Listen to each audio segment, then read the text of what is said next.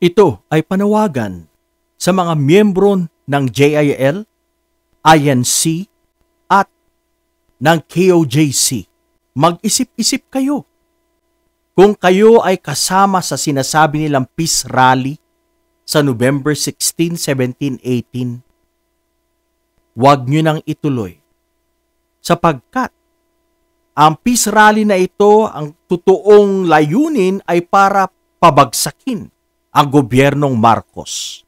Huwag po kayong magpagamit sa inyong mga nakakataas, sa inyong mga church leaders. Ginagawa na po nilang politika, hindi na po relihiyon. Kaya pakiusap sa mga members na mga religious sects na ito, huwag po kayong magpapagamit. Iyan lang. Ito ay panawagan sa mga miyembro ng JIL, INC at ng KOJC. Mag-isip-isip kayo. Kung kayo ay kasama sa sinasabi nilang peace rally sa November 16, 17, 18, huwag nyo nang ituloy.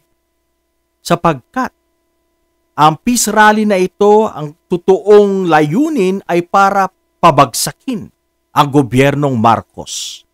Huwag po kayong magpagamit sa inyong mga nakakataas, sa inyong mga church leaders. Ginagawa na po nilang politika, hindi na po relihiyon. Kaya pakiusap sa mga members na mga religious sects na ito, huwag po kayong magpapagamit. Iyan lang. Ito ay panawagan sa mga miyembro ng JIL, INC at ng KOJC. Mag-isip-isip kayo. Kung kayo ay kasama sa sinasabi nilang peace rally sa November 16, 17, 18, huwag nyo nang ituloy.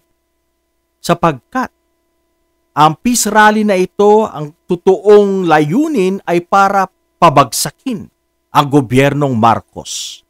Huwag po kayong magpagamit sa inyong mga nakakataas, sa inyong mga church leaders.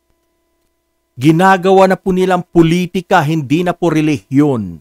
Kaya pakiusap sa mga members na mga religious sects na ito, huwag po kayong magpapagamit. Iyan lang.